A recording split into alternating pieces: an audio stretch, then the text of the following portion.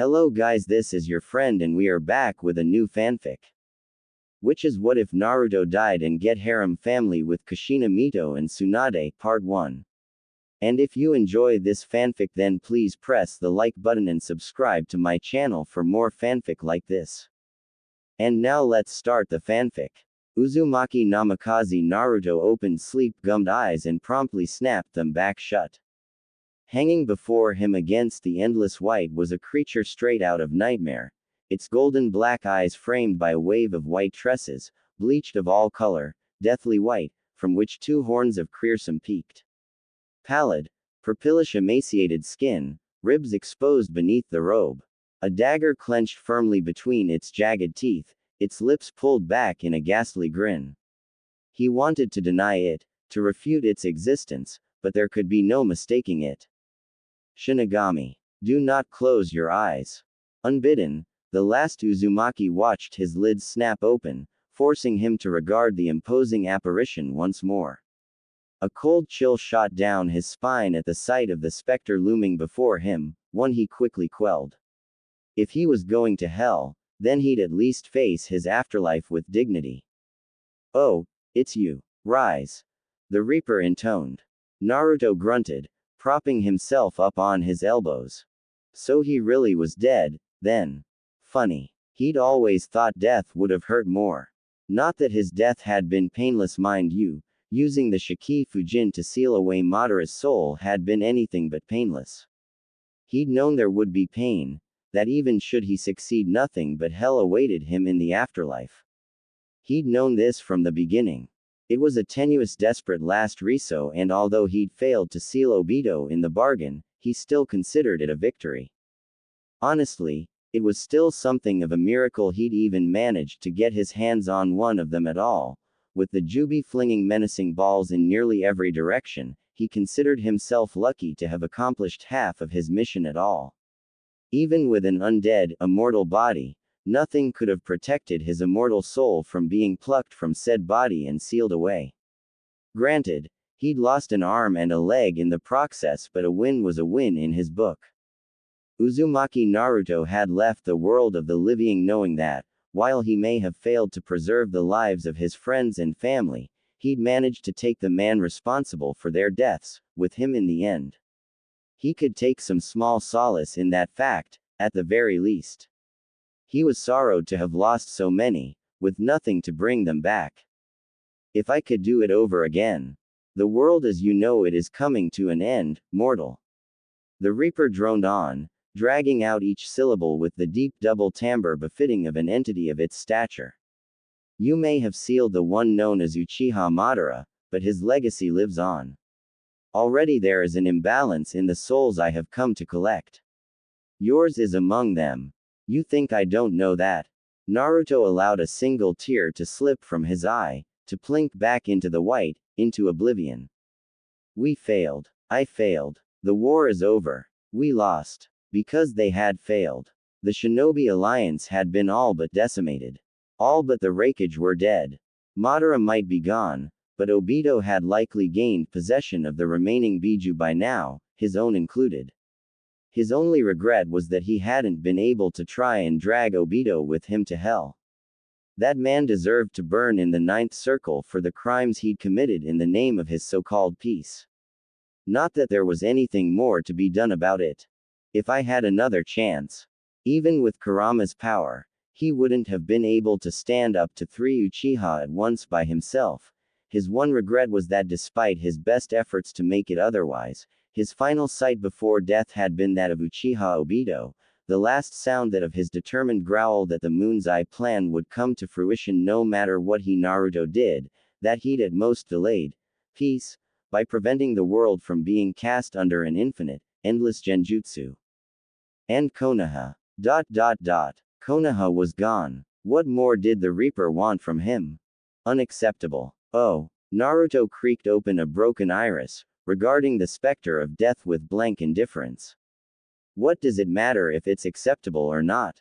They won. We lost. There's nothing I can do to change it now, so just let me croak already. Besides, it's not like I've got anything left to live for. Kakashi-sensei, Sakura-chan, Ba-chan, Neji, Hinata, Shikamaru, they're all dead. I already know I won't be joining them. You might as well devour it now. My soul, that is. The Shinigami stared at him for a long moment, as though weighing its decision. If it was going to eat him, he just wanted it to be over with already. But the Shinigami did not devour him. Instead, its gaze became aloof and distant, as though it were peering at something many leagues in the distance. There is an imbalance, the Reaper repeated. I cannot allow this to stand. Inwardly, Naruto bit back a groan. He had a bad feeling about this. Can't allow what to stand? The Shinigami rounded on him with a hiss of breath. The Uchiha's genjutsu, was its growling reply as it spun away from him.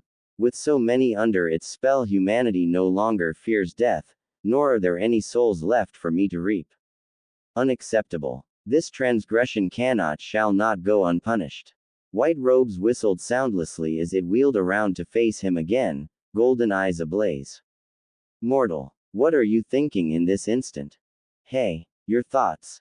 The Reaper repeated.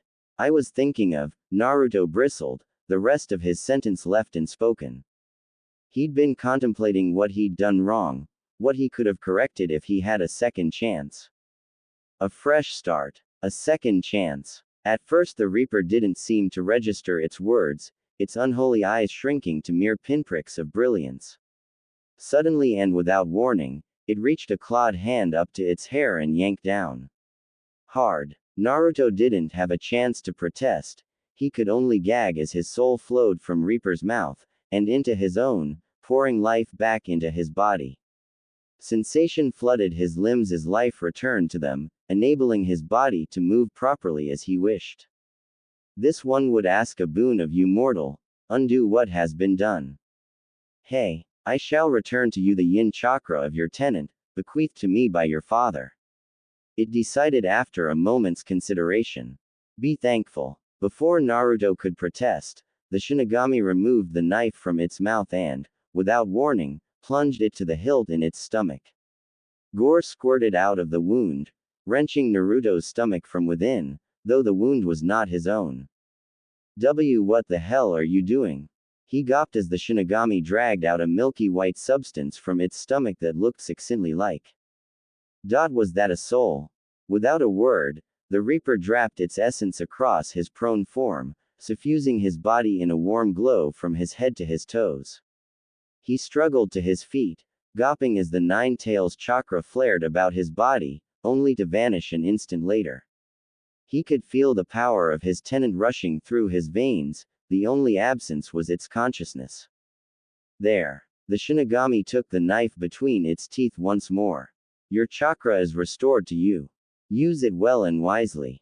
I don't want it. Oh. Like an iron trap, the Shinigami's gaze locked onto the shinobi's own. The sheer intensity of its stare, the sudden ice in its expression, was enough to silence the blonde. Nothing moved. Nothing at all. And then it spoke, voice black as pitch, eyes cold as the coldest winter. Your soul is already in my domain, mortal. The Shinigami rumbled. It is now mine to do with as I please.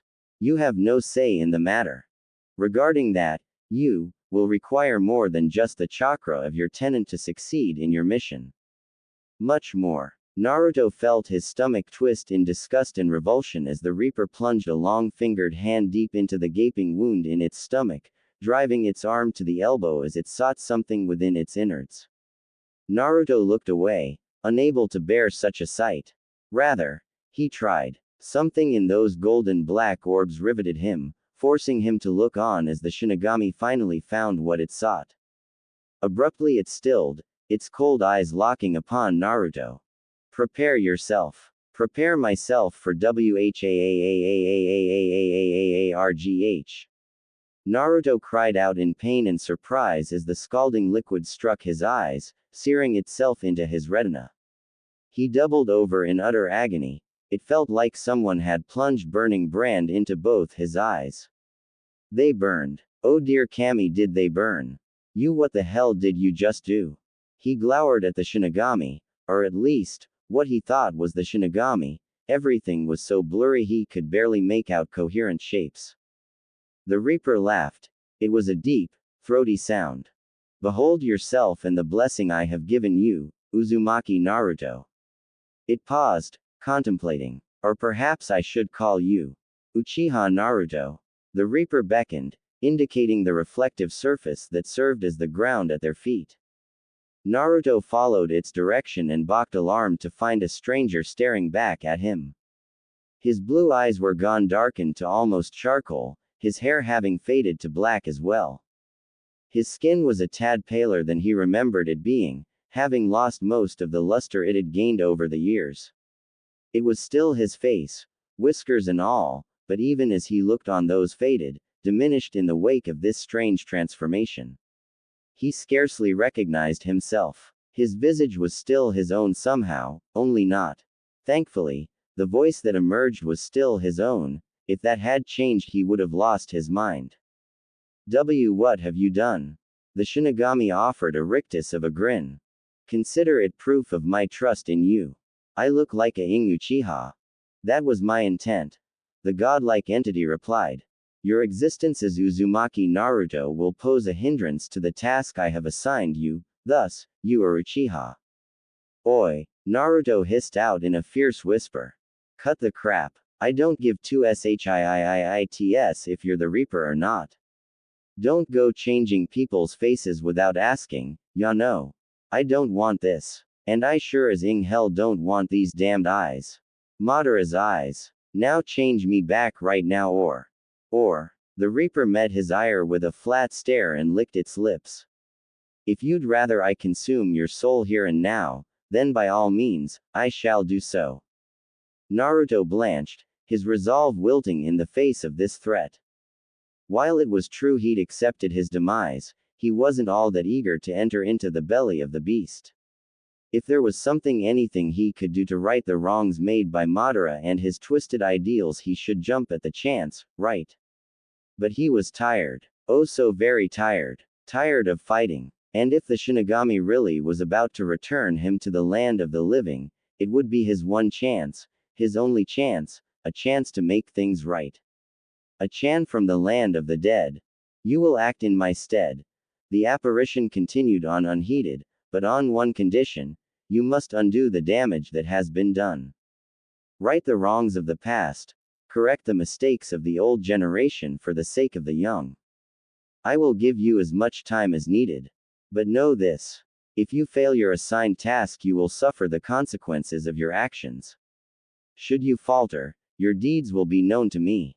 Should you hesitate, I will come for you. Should you perish before completing your assigned task, I will devour you, trapping your soul in my stomach until the end of time. This is our pact. This is our contract. But we have tarried in limbo too long. There is work to be done, and you are the one who must do it. Don't I get any say in this? Naruto groaned. None. The Reaper growled. Now be off with you. Now wait just a damned minute. Naruto blinked and the white was gone. In its place hung a full moon, peeking out beyond the rim of the clouds, gazing upon a sea of trees below. Falling. He snarled in surprise, flinging a hand out to snare the nearest branch in his grasp, his fingers wrapping around the damp pines like an iron vice. Grunting as he struggled to arrest his momentum, the former Jinchuriki tethered himself to the tree with chakra, sticking to its surface as one would the ground. He hung there for a moment, his senses still reeling from the sudden drop in pressure. Oi, he grumbled to himself, at least drop me on solid ground, ya know. He frowned up at the moon. Evidently Obito had yet to enact the moon's eye plan. Inwardly, he heaved a sweet sigh of relief. Thanked Kami in heaven. There was still time, then. Time enough to find that prick of an Uchiha and drag him down to hell. Then he would find Sasuke, beat the ever-loving crap out of him and… What have we here? Taking a moment to orient himself, he caught sight of a telltale flicker of movement only a few feet below his perch. Stilling his breath, he waited until they were past before taking stock of them. 3 grown men, and one girl with strikingly scarlet hair. She couldn't have been more than 4 years younger than him, placing her near 14 or 15 years of age. He couldn't see their faces as their backs were to him, even so he doubted he would have been able to make them out in the gloom. Still, something struck him as odd. Though the group of shinobi encircled her, suggesting they weren't, in fact, an escort after all, her hands were held behind her back. Why would anyone walk like that? A knot of rope around her wrists merely confirmed his suspicion, as did the hands of the man who held it. Kidnappers. Naruto's mind raged, torn between reluctance and resistance. Did he really have the time to play hero right now? For all he knew, Obito was preparing the Moon's Eye plan even as he dithered here. Eventually anger won out. He felt his eyes begin to burn as he watched them creep further and further away, blissfully unaware of his presence. That didn't last long. He descended feet first from the trees, dropping like a wraith toward the head and shoulders of the straggler, the one holding the rope. There was a brief moment of tense silence, the man's knees buckling beneath his sudden and unexpected weight, his fingers falling slack around as he reached up to remove the obstruction. By the time he'd realized his own peril, Naruto's hands had already closed around his mouth and face, muffling his cry of pain, as his knees struck the damp earth. The Jinchuriki felt no pity for his victim, a vicious twist of the wrist and he was gone, the life leaching from his eyes before his body could touch the ground. Naruto bolted upwards from the corpse and lunged forward, hoping to take the remaining shinobi by surprise. And for a moment, it seemed that he would. Both men still had their backs to him. They were yet unaware of the sudden demise of their compatriot, ignorant that their captive had slowed her pace to a near crawl behind them. Naruto dared to hope he might yet escape from this scuffle unscathed and continue on his way. His hope shattered as a small squeak pierced the air. Both men rounded as one, a brace of shuriken flying from their fingertips in the time it took a lesser man to blink. Thankfully, Naruto was not a lesser man. In the time it took the girl to squeak in surprise, he'd already dropped flat to the road. The deadly throwing stars now whistled harmlessly over his head. As the last of the lethal projectiles whisked themselves by, he was already in motion, lunging into the moonlight, throwing himself between the men and their captive before they could even comprehend his presence. Beneath the light of the moon, he was finally afforded a clear picture of her captors, and they, him. Their faces weren't even remotely worth mentioning, although they did stiffen as he stood to his full height. "Oi oi, the hell do you guys think you're doing?" Naruto growled, recognizing their Hishiate as belonged to Kumogakure. "Doesn't your Raikage have better things to do than kidnap little girls? We're in the middle of a war for Crisix." He balked as the two remaining Cloud Shinobi exchanged a glance, took one look at him, then at his Hishiate, and drew their kunai. "Shit, an Uchiha," one of them exclaimed. "Hey, I'm not an." "Kill him," cried the other. A muscle jumped in the blonde's jaw. "Try me." Gua. The last of her abductors toppled backwards, gurgling as he clutched at his now broken windpipe with both hands. Naruto contemplated him a moment longer, savoring his stricken expression, before a roundhouse kick smashed into his now unprotected stomach. A third and final blow put him out of commission altogether, sending his body careening through the undergrowth. Naruto watched him fall and had to visibly bite back a laugh at the ease with which he dispatched his opponents. And to think they called themselves shinobi. Their movements were slow and predictable, it was almost laughable. No, it was laughable. He needn't have killed those two, but with those injuries, they wouldn't be waking up for a good long while. A soft whimper abruptly reminded him of his place. "You Uchiha." Naruto rounded on the voice with an exasperated hiss, his eyes wild, and stopped. The red-headed girl was looking up at him with something akin to shock, or perhaps it was awe. He couldn't be certain of it in the dim light. He was, however, certain that she was looking at him. "Oi, I'm not." He frowned down at her, the words dying on his lips as he caught a glimpse of himself in a nearby puddle. Sinister scarlet orbs stared back at him, ringed by a single tomo in each iris. Sharingan. Naruto bristled at the sight of the cruel crimson eyes, unable to accept that they belonged to him, to the sinister visage staring back at him. So it wasn't a dream after all. The Shinigami really had Ed with his DNA. Apparently that angry outburst earlier had been enough to unlock the vaulted eyes of the clan. Not his clan. Not. Naruto refused to think of himself as one of those stick-up-their Avengers, even with his newfound powers and appearance going hand in hand. Damn you to hell, Shinigami. He contemplated the quivering kunoichi. She had to be at least a genin for what felt like an eternity. Clearly judging by her Hishiate, she was from Konoha. But why would Kumo try to kidnap someone so suddenly? There was a war on, for the love of Kami. What possible purpose could the kidnapping of a single soul serve? Ah, hell, he had to at least try and get her back to Konoha. She didn't look to be in any real shape to make it back on her own anyway. Hey, you alright? He asked. She continued to stare at him, her mouth agape. Naruto took a deep breath and closed his eyes. When next they opened, he saw no hint of the accursed copy wheel in them. Hello? Anyone home? Scowling, he waved a hand before her face, eliciting a slow series of blinks. Doubtless she was still in shock over her recent release. How did you find me? She asked softly. She speaks. Naruto couldn't help but chuckle to himself. As to how I found you, well, I guess you could thank your hair. He didn't feel like explaining to her how he had literally fallen out of the sky. Still, there was something oddly familiar about this girl. But what was it? The eyes? Her hair? He couldn't quite place his finger on it. Inexplicably, the girl flushed. You followed me because of my hair. Not just because of your hair. Naruto tried and failed to keep the grin from his face as he poked at her Hishiate. Because you're a comrade. You know what they say.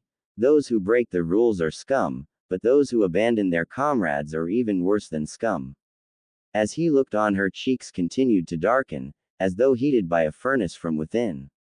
Why was she blushing? Shrugging, Naruto stooped to untie her, slicing through the knot binding her wrists with a simple slice of a kunai. The girl mumbled her thanks and rubbed at her wrists, still refusing to look him in the eye. Strange. She refused to look at him even after he'd saved her. It hardly looked as though she'd be walking back to the village, either. Seeing no other way, he reached down and smoothly swept the genin off her feet as easily as a groom would his blushing bride. That got a reaction out of her. The kunoichi sputtered in surprise, her face flaring a shade brighter than even her silky scarlet hair. Hey, wait a minute, she cried. What are you doing? Isn't it obvious? Naruto couldn't believe her gall. Here he was trying to help her, and still she was being indignant. You can't walk, so I'm carrying you. The girl grew still at this, her large eyes growing larger still. It was as if she were truly looking at him for the first time. What's your name? Uchiha Naruto. He instinctively amended, cursing himself for using that cursed clan name.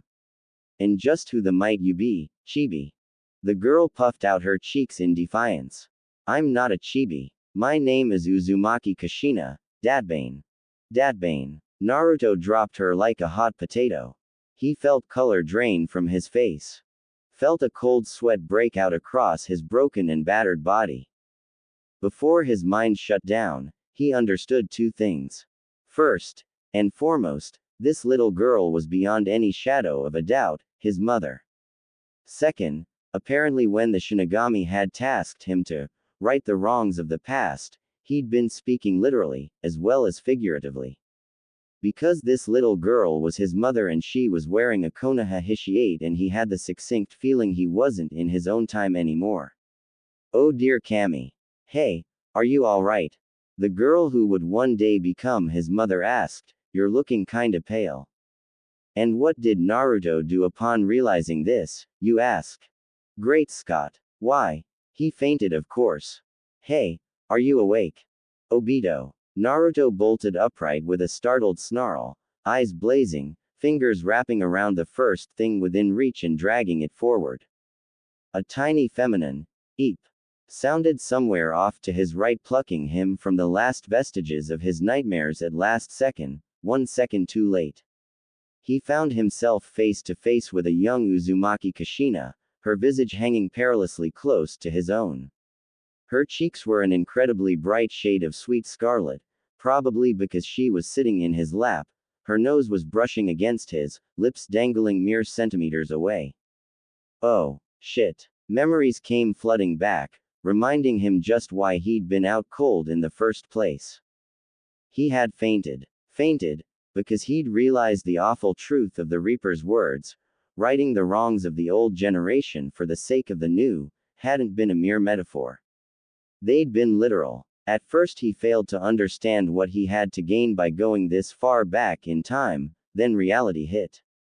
He could fix everything. He wouldn't lose his friends, or his family, nor his parents to Obito. That's right, he would find Obito and, wait, had Obito even been born yet? Naruto-san. Naruto bristled at his mother's words. He'd learned enough about his youth to expect a painful blow in recompense for his temerity. But none came. To his infinite disbelief, she turned her head aside, her eyelids drooping slightly shut in what might have been embarrassment or, wait. Wait just a damned minute. She wasn't expecting him to. Why, you're hurting me, she whispered. Ooh. Naruto forced himself to relax his grip, his teeth sinking into his lower lip until he tasted blood. That was close. Too close. Way too close. He'd nearly kissed his own mother. Although, looking at her now, it was hard to think of her as such. Difficult to reconcile this blushing vixen only just entering into adolescence with the woman he'd met inside his seal. Did she already have Kurama sealed inside her, he wondered. If so, did the old fox retain any memory of him? Or had his mind been wiped clean, so much like everyone else? He ruthlessly resisted the urge to inquire about his former tenant. He knew from experience just how bitter the life of a Jinchuriki could be. Hey, Naruto glanced down at his mother, mildly alarmed to find her still chewing on her lower lip, squirming restlessly in his lap. Just how long do you intend to hold onto me like this? Once more, he silently suppressed the urge to panic. Although he had loosened his grip on Kushina's hand, he still hadn't let go of her waist just yet. Well, damn. Naruto forced himself to retract his arm, allowing the kunoichi to skitter backwards and out of arm's reach. Sorry, he muttered. Determined to distract himself, the Uzumaki turned Uchiha hazarded a glance at their surroundings. Taking in the small clearing they had apparently made camp in, the warmth afforded by the small fire burning behind served as their sole source of their illumination, thrusting their shadows against one another at odd angles. As he looked on, the flames flickered and grew dim. They couldn't have that now, could they? Drawing a deep breath in his lungs, he molded some chakra in his stomach, forming a single seal with his left hand. Kushina's gaze flicked toward him as he did so. Kaden. Without another word, he exhaled, expelling a thin stream of flames into the flickering blaze. Burgeoned by the fire, it leapt to life, brightening their surroundings considerable, a marked improvement on the dim lights offered earlier. When he returned his attention to the clearing, he found the kunoichi staring at him. Arigato, Kushina whispered, wringing her hands together. Naruto titled his head to the side, the universal way to go, huh? But the kunoichi only flushed ever darker. Ha, Mo, she exclaimed, her face flush with anger. I'm trying to thank you for saving me back there, Dadbane. Well, excuse me, Dadbao. Naruto couldn't help himself. The words alongside his verbal tick fled from his lips before he could stop them. Kinda hard to tell when you're shouting at me, ya know. At these words Kushina stiffened, her eyes bulging so large, her son was certain they'd fall right out of her pretty little head. Crap. Naruto's mind scrambled for an explanation. desperate to explain his verbal tic before his mother had a chance to put two and two together. Oi, it was so ridiculous that Kushina could not hold back her laugh. When was the last time she had laughed? Certainly not since she'd come to Konoha, not since she'd become a genin. For a moment, Naruto looked at her like she was nuts, but when he realized she was laughing at his comment and not at him, he grinned. Inwardly, he was taken aback. He'd been expecting confusion, not laughter. Ha! Kushina covered her mouth as she snickered, fighting back another fit of giggles. I thought I was the only who did that. Never thought I'd hear it from an Uchiha. Despite himself, the former blonde sweat dropped at the girl Fro would one day become his moth. Was she really going to accept such an implausible answer based solely on her own observations? Ah, well. He shrugged to himself, might as well play along. Well, I'm not like most Uchiha. Yeah, I noticed. Kushina beamed, a bright smile lighting up the features of her face.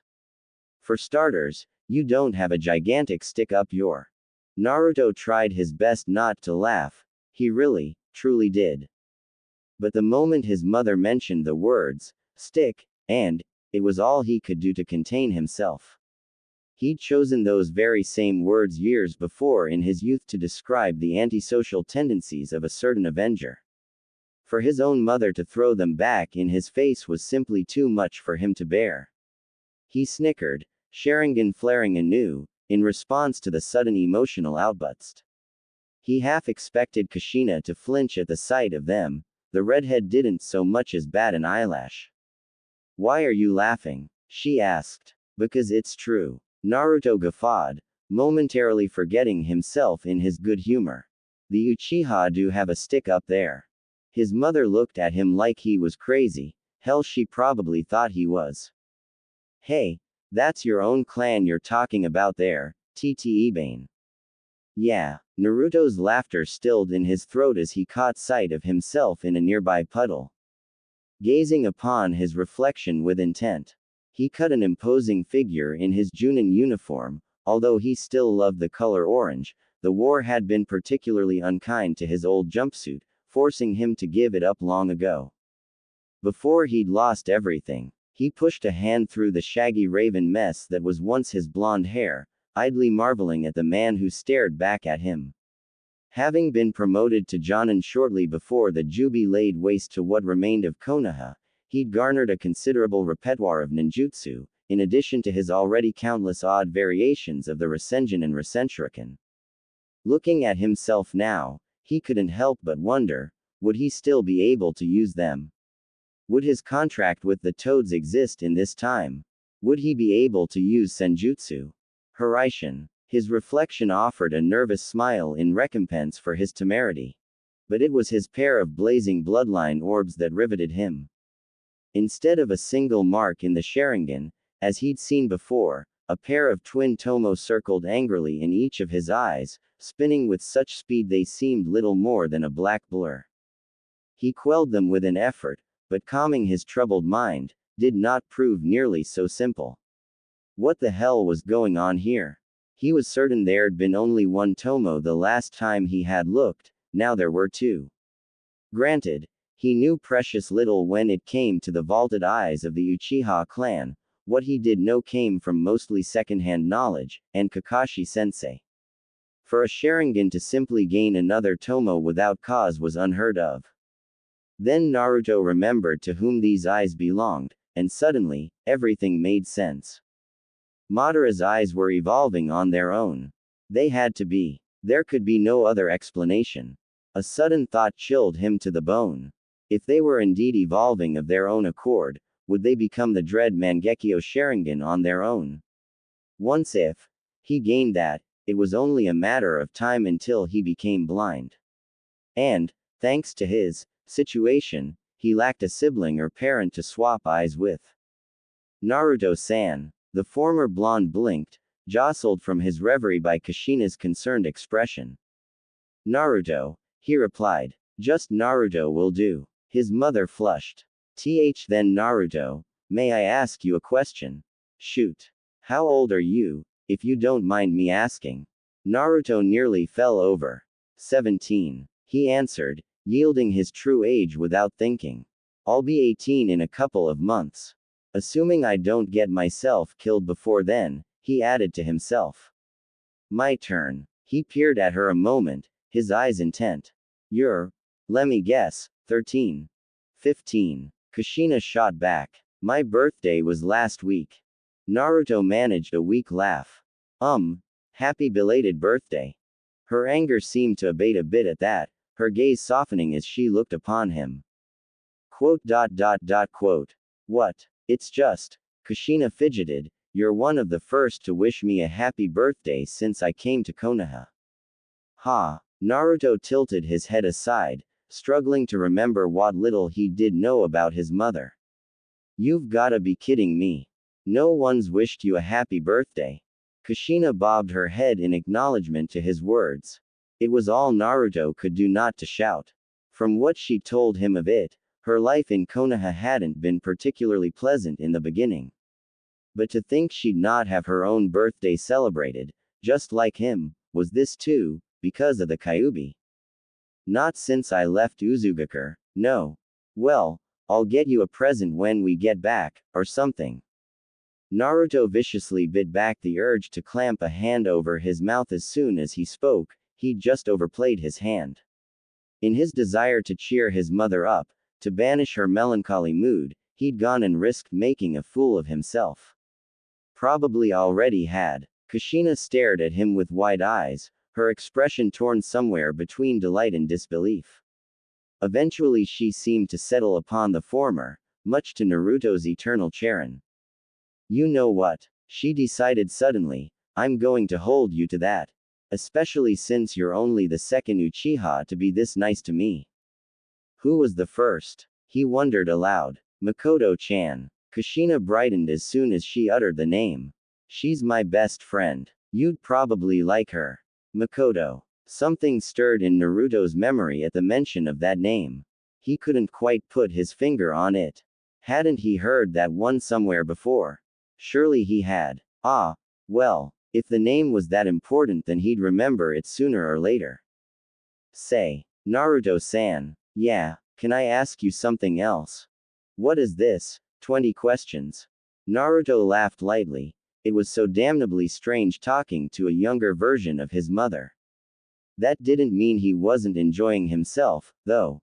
After the horrors he'd endured with the Fourth Shinobi War, it was a welcome relief just kick back and relax, even if only for a little while. At her crestfallen expression, however, he waved her on. Promise you won't laugh. I just single-handedly saved you from 3 enemy shinobi. The deadpan was barely concealed. I don't think I'm going to be laughing at you anytime soon. As I recall, you also dropped me.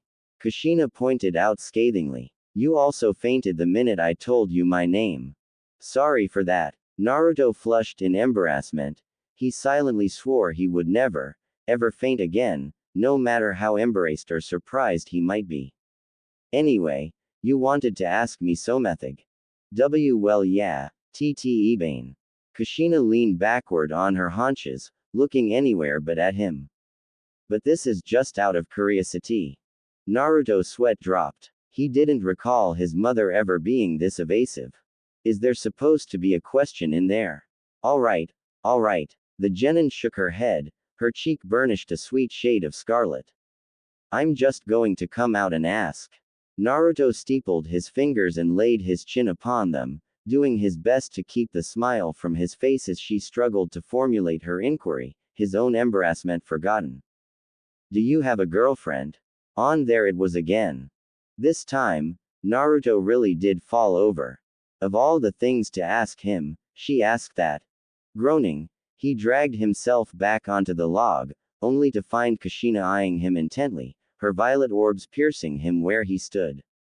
Damn it. Though she was easily 2 years his junior, he found he just couldn't bring himself to deny her when it came to questions such as these. He could have lied to her, vehemently denied it, but in the end, he chose the truth of a different sort. And no, he admitted, the words burring in his throat. I don't. Not anymore. Another half-truth. He'd led a brief and tenuous relationship with Sakura sometime after the war broke out. One that had begun shortly after Sasuke's death and ended far too quickly, cut brutally short by her death at the hands of Uchiha Obito only a month later. Yet another reason Naruto was looking forward to tracking down that Tsunade bitch in this time and wringing the life out of his lungs. If that made him a murderer, then so be it. He just couldn't bring himself to forgive that for killing the only girl he'd ever loved. Oh, she must have seen his murderous expression, because the inquisitive lilt faded from her eyes. "I'm sorry," she sputtered. "I didn't mean to." "No, don't be." Naruto shook his head. "It happened a long time ago. I'm over it." No, he thought with a pang of regret, he was not over it. Sakura's death still cut him like a knife at times. They could have had something special, something wonderful. That month, brief though it might have been, had been the best month of his life. They'd been each other's first. There had been talk of starting a life together, of raising a family, when their war was finally over. And then Obito gutted her like a pig. He would never forgive him for that. Never. Naruto was normally a peaceful person most of the time he was undertaking this, for that very reason, but for that man, he would make an exception. A very painful exception. "Was she special to you?" Kushina asked with renewed interest. Now that she knew he wasn't angry with her, she seemed intent to milk him for every little detail. Naruto was happy to oblige her. It was always better to focus on the happy times than the dour, after all. Yeah. Naruto felt a wistful smile tug at his lips. She was. What happened to her? She died. Kushina flinched. Naruto didn't blame her. Not their baka. That tickles. Even now, he could still hear her laughter. He felt his heart lurch a little bit. Although Sakura had long since passed, the pain of that passing still surprised him sometimes. It was like a punch in the gut. A soft touch on his sleeve drew his attention. Naruto blinked in surprise, startled to find Kushina's hand resting on his own. "I'm sure she loved you very, very much." Naruto bit back a laugh. Ironic, that he was the one being consoled here.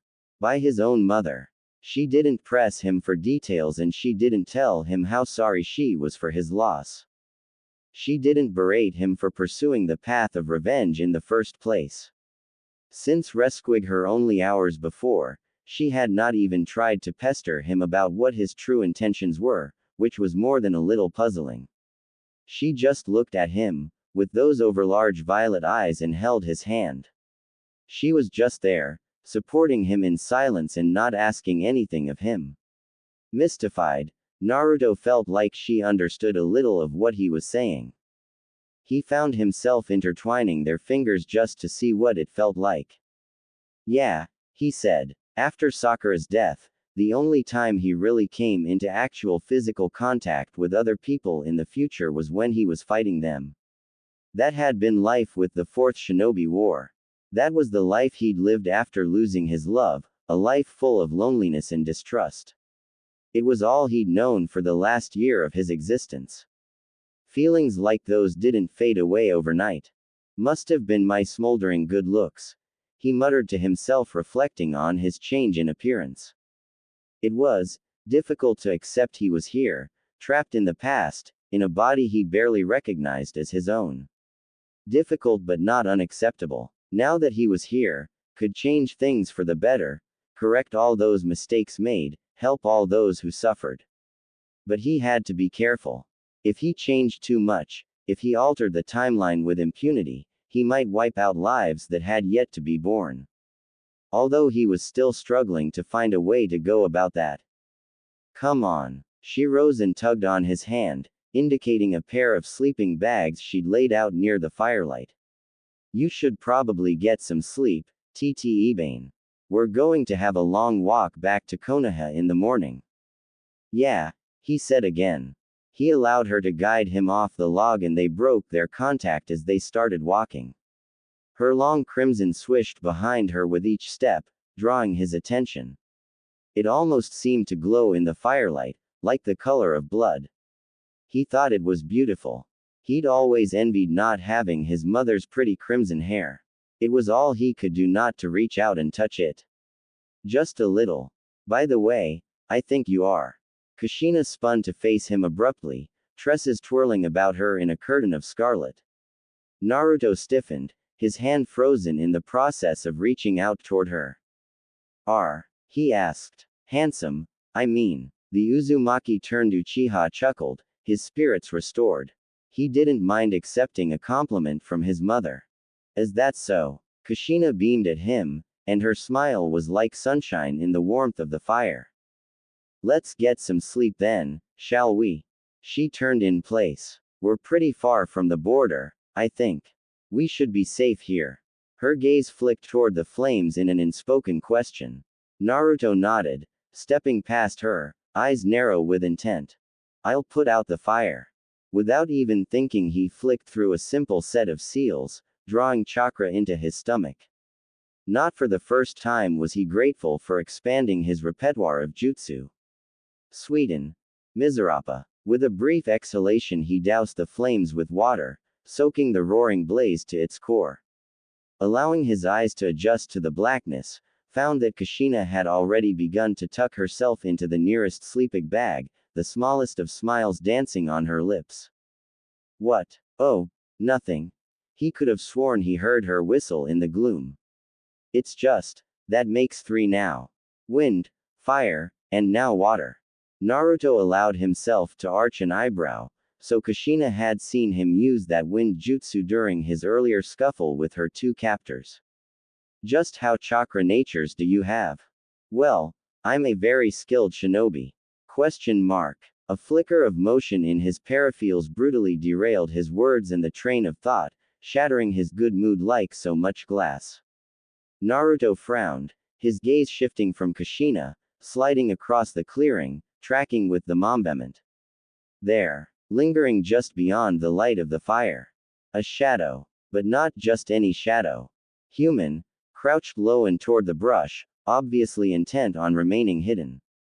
A shinobi. Shit. Naruto gave no outward sign that anything was wrong, he merely kept his gaze trained on Kushina, all the while eerily aware of their soon-to-be attacker closing in behind them. It was only when he caught sight of the telltale flash of a Kumogakure Hishiate that he permitted himself a soft snarl. Shit. Naruto.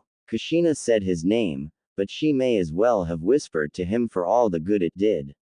His mind was already working, trying to figure out where he'd gone wrong. Shit. He cursed himself for not realizing it sooner. Shinobi always operated in a 4-man cell. Always. He'd taken out 3 of them guarding Kushina, which meant the 4th had likely been on recon at the time. Well, if he thought he'd get him with his guard down, he would be sorely disappointed. Slowly, the man pulled what looked like a giant shuriken from his back, committing a few precious seconds to drawing the ungainly weapon. A slow smile plucked at the corners of Naruto's mouth. He'd been waiting for just that opportunity. Gotcha. In the time it took the man to position the weapon, the former genin had already closed the distance between them. A faint draw upon what remained of the Kyuubi's chakra was more than enough. A kunai slid down his sleeve and into his awaiting hand, thrust forward now into the stomach of the stunned shinobi. Are there any more of you? Naruto hissed as he watched the light leave the man's eyes. Answer me. His target sneered, lips quirking in a triumphant smile. Fool. To the blonde's infinite dismay, the man vanished in a plume of smoke, leaving a harmless log behind. Substitution. Even as he registered the feint, the dull buzz of a thrown shuriken reached his ears, resounding louder and louder with each passing second. Kushina's scream ripped through his ears like a knife. Kushina. She was their target. There was no time to think, only for reaction. Naruto forcibly drew upon Kurama's chakra once more, willing the golden cloak to enfold his body, augmenting his already inane speed. He surged backwards from whence he came, shearing through entire branches in his haste, uncaring as they tore and slashed at his face. Please let me be in time. Try as she might, Uzumaki Kushina couldn't bring herself to understand what just happened. 1 minute she'd been chatting amicably with Naruto. She found she quite liked the Uchiha. He was smooth and easygoing, a good talker, nothing like the rest of his clan. He'd single-handedly saved her from being taken to Kumo, where death or torture or worse awaited her. That alone spoke volumes for his character. She still couldn't see why he'd fainted after she told him her name, but even that had become a fleeting thought once he'd opened up to her. And she maybe, kinda, sorta, found him, somewhat attractive. The next thing she knew, her savior narrowed his eyes in consternation, spat a foul oath beneath his breath and darted into the black of the woods. At first, Kushina had thought she'd upset him. Then she heard it, the distinctive whump of a substitution technique. Her blood turned to ice in her veins. An attack, but they were supposed to be safe here. The droning buzz of a massive shuriken filled her ears, shattering that misconception. Kushina yelped and staggered backwards, sparing herself a swift end. A warm ribbon of pain slashed across her shoulder as the deadly missile whirled past, leaving her stunned and shaken. Someone was screaming at her, but she couldn't hear them, her ears still ringing from her close call.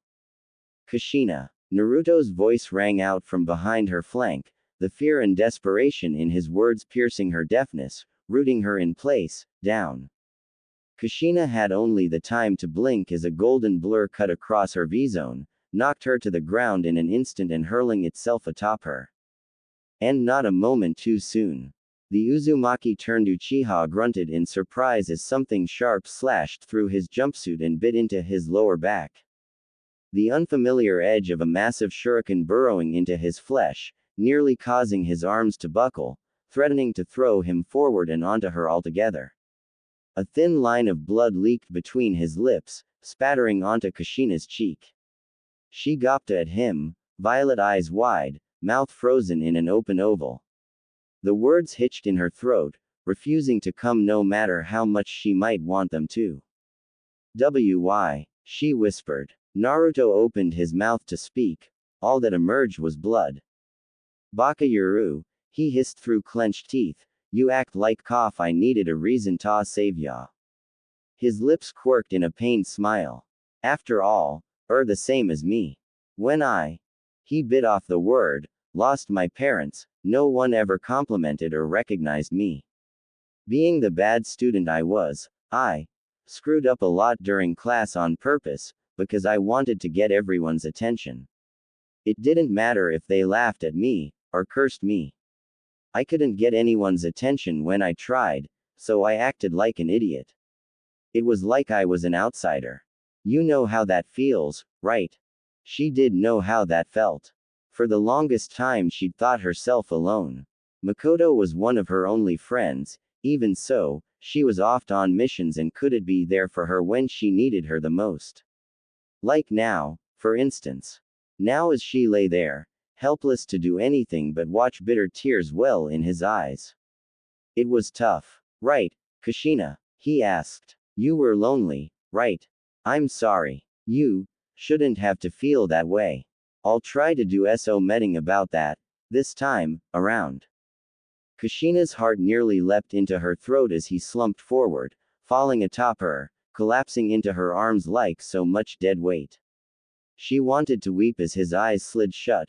Had he just died in her arms? No, he couldn't die, not here. Not now. No. Kushina gasped in surprise as her eyes snapped scarlet and slitted, a soundless sob exploding from the back of her throat. She knew Kyuubi was taking advantage of her emotionally unbalanced state, using this chink in her armor, to take control. Even so, she couldn't bring herself to stop him. Couldn't, as her hair stood on end, the crimson cloak creeping across her body, sheathing her like a second skin.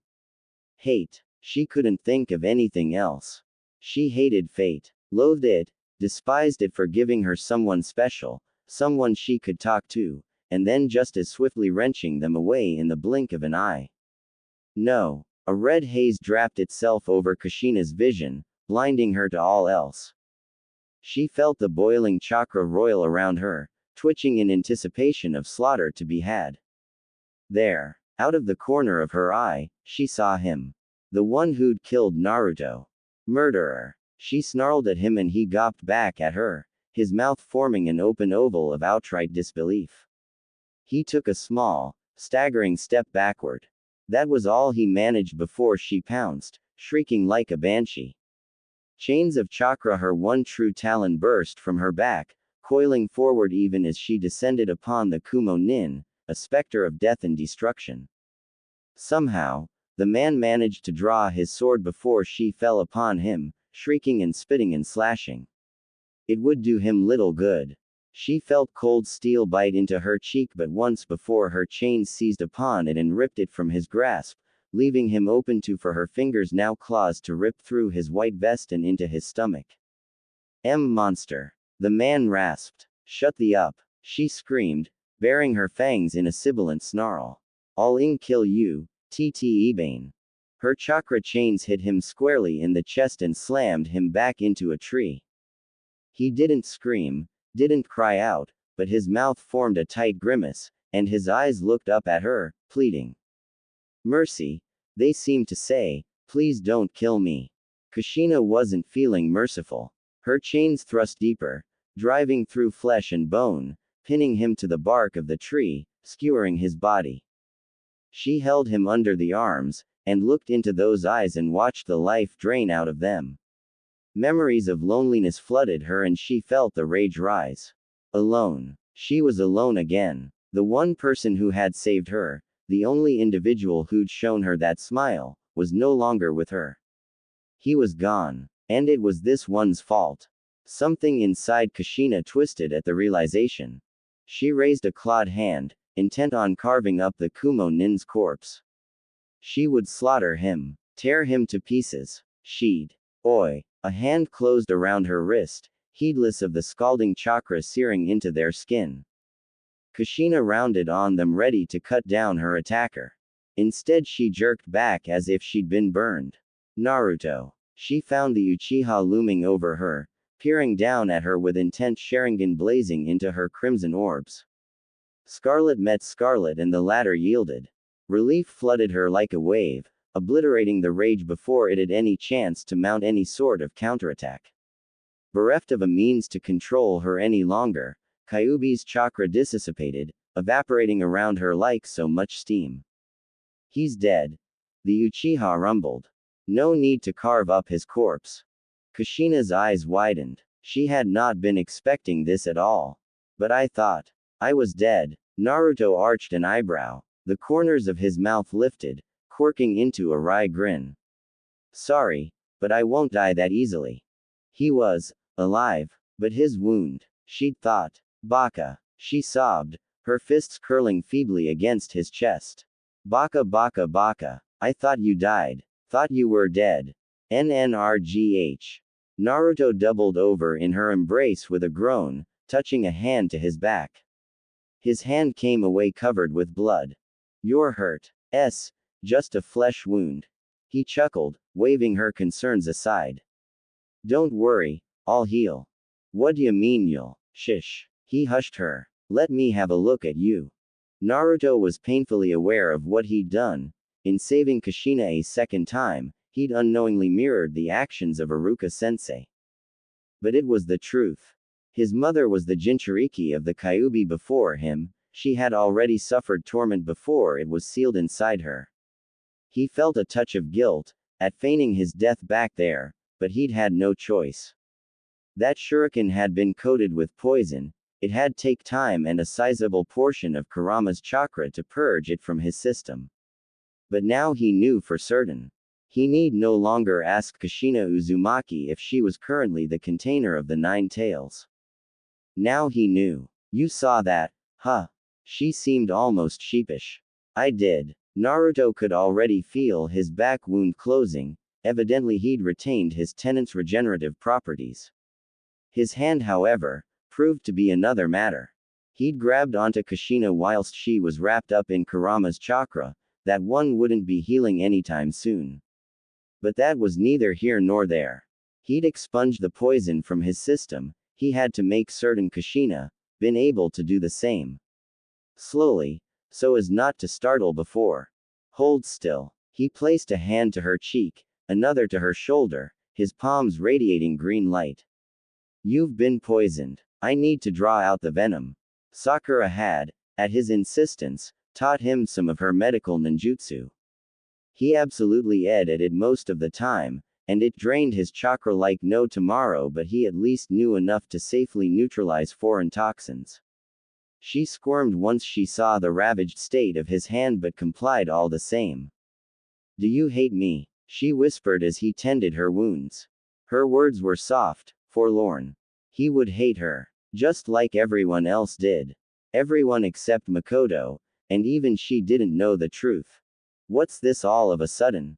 You saw it. Kushina pantomimed a gesture at her stomach, unable to quell the hopelessness starting to swell inside of her.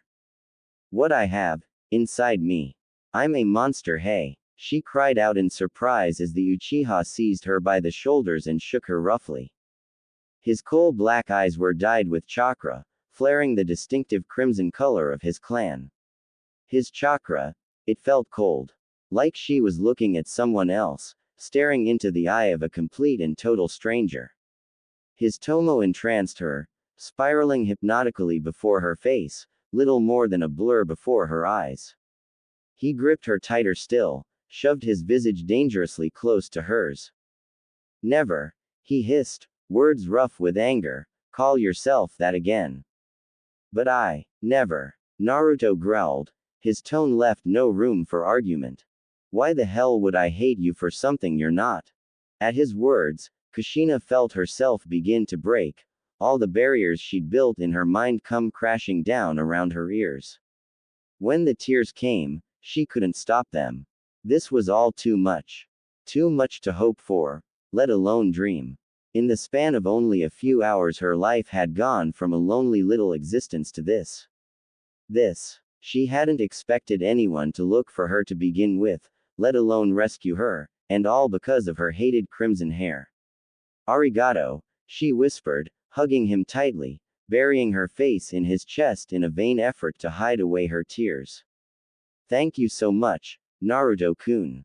She felt the tension ease from his shoulders as she held him, felt him relax albeit marginally into her arms.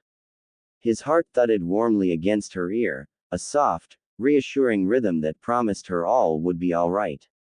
A sudden swirl of leaves broke that promise. Kushina felt words leave her as a young man of roughly 15 years or so emerged from a body flicker. His shaggy blonde hair framed cold blue eyes, eyes that told the world he'd come here been expecting a fight. She felt her heart lurch at the realization. Minato had been following her, too. He'd come to save her. But he hadn't been expecting someone to beat him to the punch. To her, she watched the emotions flicker over his face, confusion, suspicion, sadness, and anger. It was gone too quickly for her to tell. Kushina, he paused as his eyes fell upon Naruto, and her close proximity to him. His face fell. It seems I'm interrupting something. I can always come back later if you'd like. Minato. She sputtered in surprise, scrambling to her feet. When did you? Naruto scrubbed his hand against bloodshot eyes, silently fighting the urge to simply pass out. Because this had to be a dream. It must have been a dream. He had to forcefully slow his hammering heart. Both his mother and father were standing before him, arguing. It took everything he had not to embrace them on the spot. He chose to maintain his silence as the pair conversed, Kushina explaining all that happened between Naruto's arrival and Minato's. When she finished, I don't think we've met. His father smiled wanly, extending a hand. I'm Minato. Naruto. He clasped the youth's hand and shook, not trusting himself to give away his true surname, not at the moment. Uchiha Naruto. Uchiha. Minato's head tilted to the side slightly. I thought you looked familiar. Familiar. You must be mistaken. Naruto put on his best poker face. I've never seen you before in my life. No, I'm sure I've seen you somewhere before. Minato argued. Look, I don't know what you're talking about. Naruto emphasized with a shake of the head. Minato, will you stop arguing with him, Tte. Kushina snapped at the both of them. Naruto-kun saved my life. So stop pestering him. Both boys bristled, but for entirely different reasons. Though they each knew better than to risk the wrath of raging redhead, Minato seemed more hurt by it than anything else. Naruto simply sighed in disbelief. He was amazed with his own ability to keep a mostly straight face upon seeing his mother and father. If he hadn't met them previously in his mindscape, he probably would have been acting like total fanboy right at the moment. Thankfully, he had grown up in leaps and bounds during the course of the war, and knew how to keep a straight face when he really needed to. It was perhaps a bit easier to deal with than it would have been otherwise, considering he was currently older than his future father and mother. Of course, his screwed up DNA probably kept them from recognizing the similarity, too. Shall we move on? He indicated the horizon. The sun was just now beginning to rise. It looks like we won't be getting much sleep after all. The next afternoon, as they reached the gates, Naruto nearly facepalmed from frustration. The return trip had been fairly uneventful. Therein lay the problem. He'd felt his father's eyes boring into his back for most of the way, and while the two of them remained pleasant with one another, he couldn't help but wonder if he'd done something to irk him. Kushina, on the other hand, practically glowed. She'd kept him occupied the entire length of their travels and such, proving a welcome distraction and conversation. It was almost like having a little sister. While he knew rescuing Kushina had been the right decision, he still wondered if he should have waited for his father or someone else to swoop in and save the day. He'd acted recklessly and without thinking, and possibly already altered events beyond his control. But no, his true frustration stemmed from the keen look both guards were giving him at the gate. Clearly they recognized Minato and Kushina, but Naruto, not so much. And well, within good reason. He'd been so wrapped up in his plans to change the future that he'd failed to recognize a fatal flaw in the present. Naruto did not exist in Konoha. To make matters worse, he was still wearing his old Hishiate. If someone were to stop him and ask who he was, if someone did not recognize him, he was toast.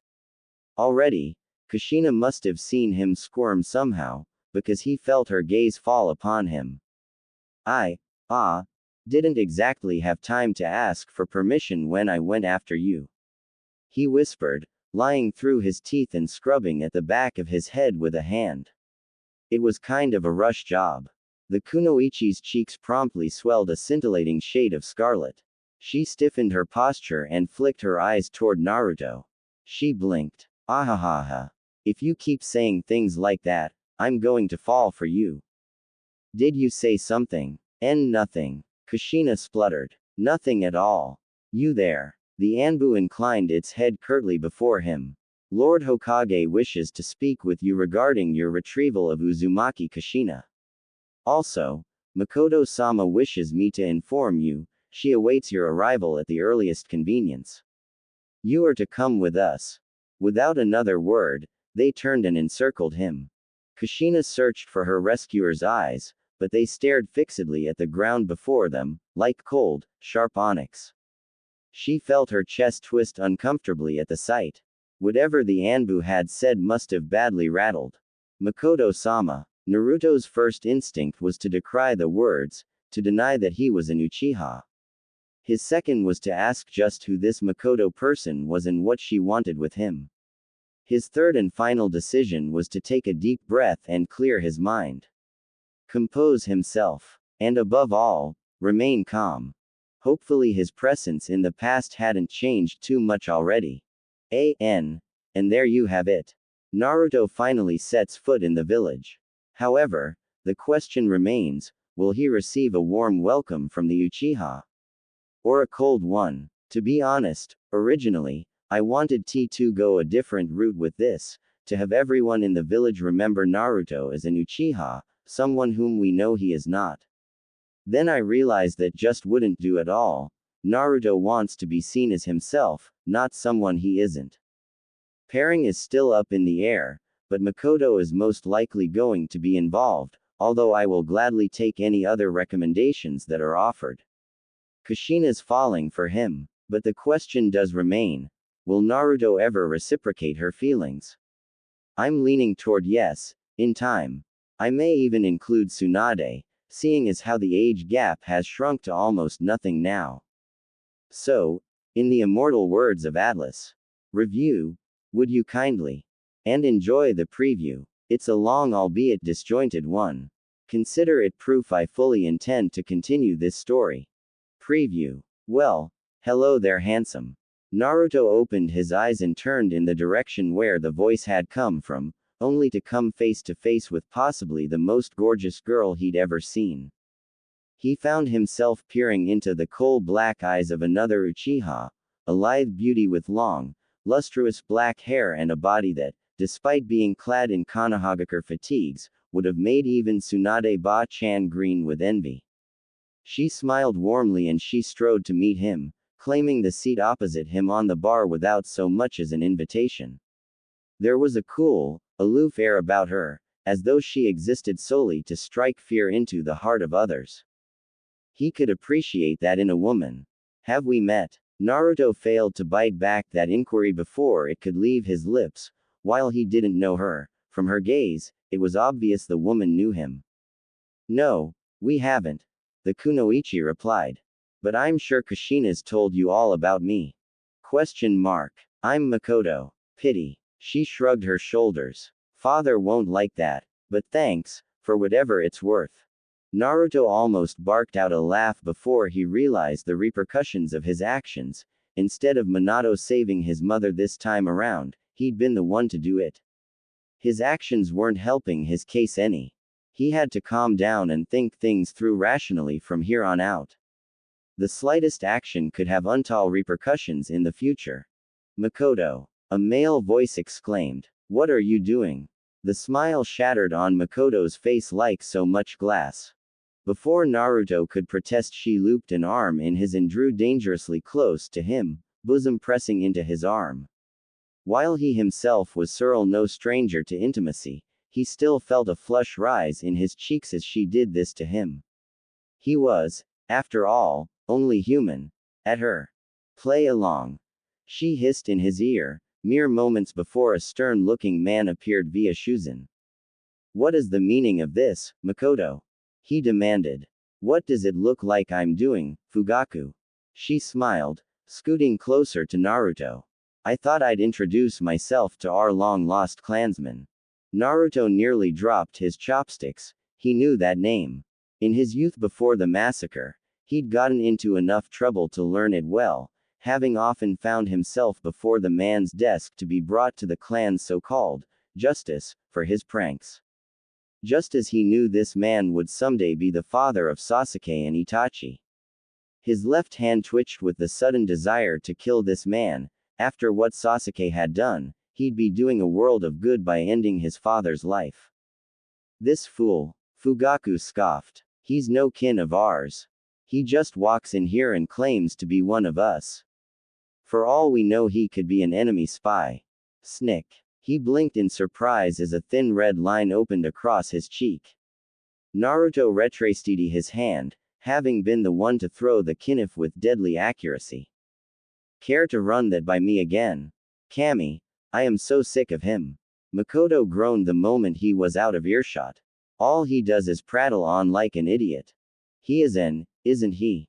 Naruto muttered into his drink. Makoto shook her head, raven tresses swaying from side to side. That's not it. I'm the representative of the whole clan. If the clan is in a bad position, I must protect it. I'm an only child and my father isn't getting any younger. So the job of looking after the clan must be left to me. My father is the supervisor of that job, so that's probably why he pays so much attention to me. But with conversations between us alone. Today, when Otu-san spoke with me, he spoke of you, and what you did for Kushina. You were bold, reckless, not a thing like Fugaku, not even in the slightest, and because of that, I think he's a bit jealous of you, frankly. Naruto groaned. Well, isn't that just lovely? Kaden. Fugaku snarled. Gukakyu no Jutsu. Naruto balked as the stream of fire gushed toward him. Unbidden, the memory was there, hand signs and all. Naruto reeled as a wealth of information flooded his mind. It was as if every jutsu Madara had ever seen, ever mastered, was now his own. And he knew just which one to use. Steeling himself, he drew in a deep breath, kneading the chakra in his stomach, giving it shape and form. If one wanted to extinguish a flame, they need only give rise to an even more powerful inferno, by which they might overwhelm and extinguish it. Fugaku must have sensed the sudden movement of chakra, because his eyes bulged. That's Kaden. Naruto spat. Goka Mekyaku. Great fire annihilation. He exhaled mightily, expelling all the chakra he'd been stoking in his lungs. Everything will be fine, everything will be fine, everything will be fine. Naruto chanted the words like a mantra in his head as he drew nearer and nearer to the Hokage's office, Anbu honor guard in tow. More like an escort. The old man probably didn't want him bolting the first chance he got. Naruto didn't blame them. After all, he had shown up with little to no warning, rescued their Jinchuriki, brought her back to the village, and then marched right in their front door. It certainly didn't help that he was dressed like a leaf shinobi. Kami, he was going to have fun explaining that one. Even more so his newfound appearance. On one hand, he could simply have them bring in a Yamanaka was Inoichi around at this point, to examine his mind and memories. On the other hand, Naruto wasn't all that certain he wanted to reveal whether he was from the future just yet. Already his presence here had far-reaching complications. He was painfully aware just how incredibly he might have edged things up between his parents by rescuing Kushina before Minato had a chance to intervene. But that was why he was here, wasn't it? To change things, prevent the future from ever coming to pass. Not if you erase yourself from existence in the process, Baka Yuru. His common sense smacked him upside the head. Naruto cringed at the thought. Although, it also made him wonder. What would have happened if his mother and father never got together to begin with? Well, he wouldn't exist, for starters. And if he never existed, then Obito never attacked the leaf. And if Obito never attacked the leaf arg. Major headache. Naruto frowned, his pace slowing almost imperceptibly as he mulled the matter over. His guards didn't like that. Not one bit. Keep moving, outsider. One of the Anbu elbowed him in the back, forcing him to keep up.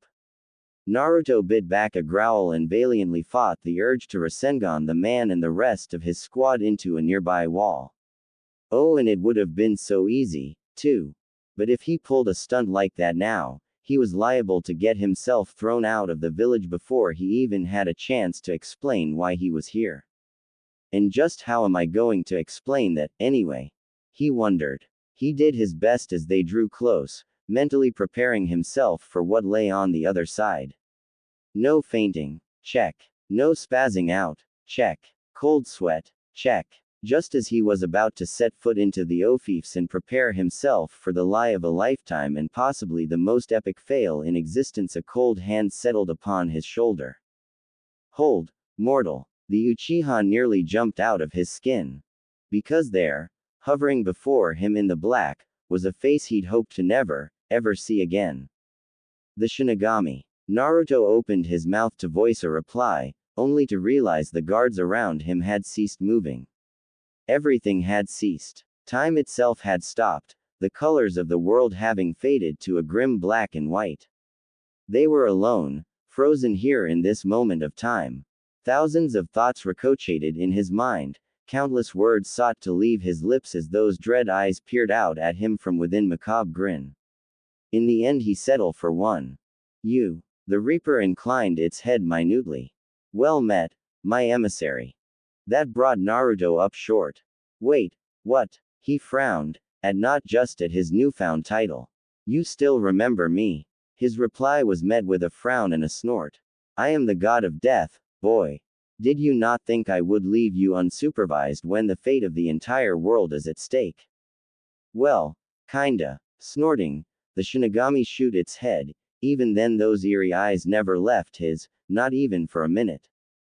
I thought I ought to inform you of something before you continue on your quest. And before I speak, I should caution you, do not panic. It paused for a moment, and when it finally spoke, its response was stern, almost stoic in its reply. The you, as you know yourself, has already ceased to exist. There was a silence. When Naruto didn't vanish from existence, a low growl left his lips. You wanna run that by me again, buddy? Silence. The Reaper reprimanded, its tone strident. By altering your DNA, you no longer exist as Uzumaki Naruto. Rather, you are an Uchiha. You already know this. What you do not know is thus, all traces of your former self were eradicated the moment I first laid my power upon you in limbo. Naruto blanched. He didn't like where this conversation was going. Please tell me that doesn't mean what I think it means. Shinigami nodded. The old you may yet still be born in this timeline, but any effect his existence might have had upon you has been nullified, my emissary. At Naruto's continued silence, the Grim sighed. Perhaps I am over-explaining. Allow me to simplify. Say something foul were to befall Uzumaki Kushina, that she were to die, say, at the hands of an enemy shinobi.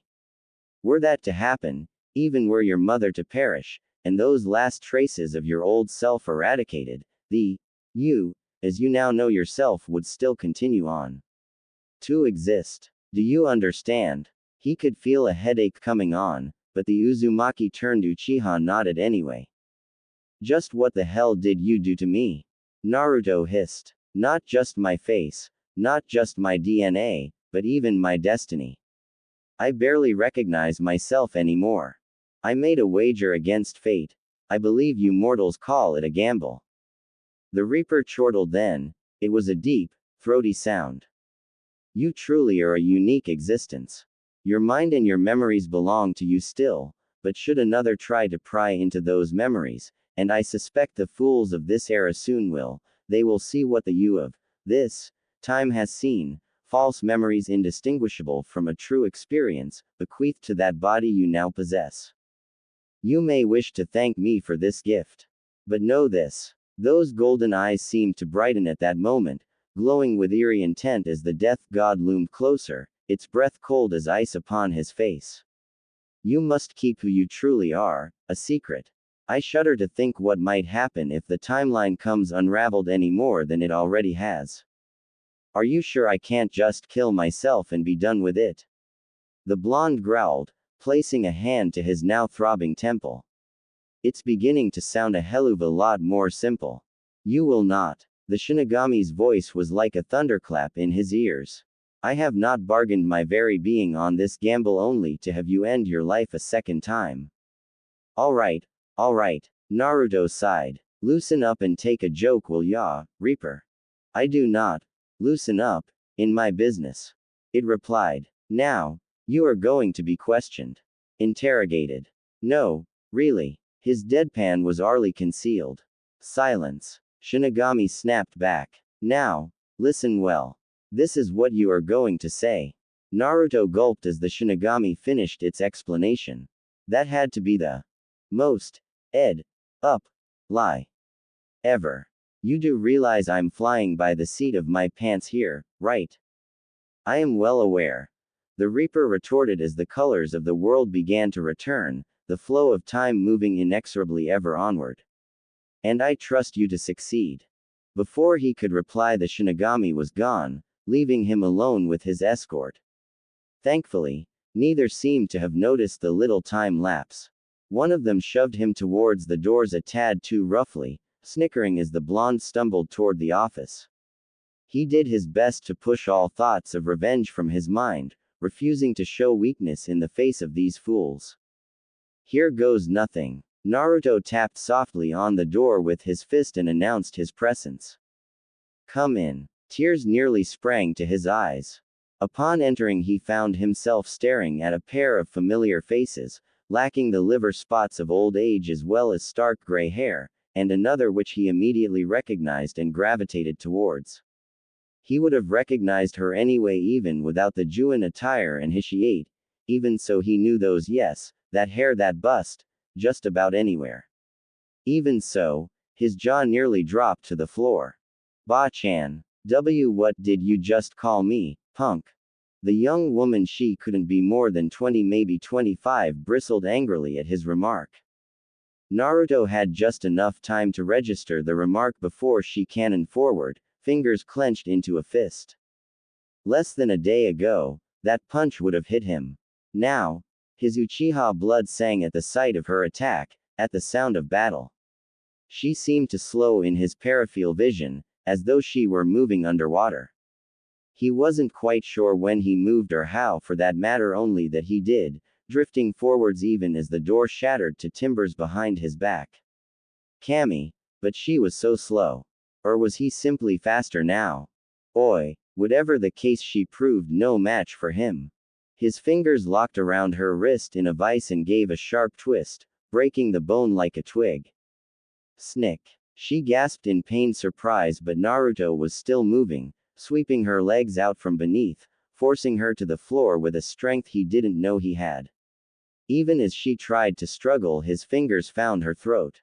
Tsunade froze, eyes bulging. Because this was Tsunade, younger than he remembered her, this was the past after all, but still the future fifth Hokage nonetheless. And he'd just beaten her in unarmed combat. It all happened so swiftly. Realizing his mistake, he swiftly jerked backwards, leaving a baffled Tsunade gawping up at him. My apologies. I tend to react like that when someone attacks me. Sorry about calling you that too, he continued, at the murderous glint in her gaze. Must have mistook you for someone else.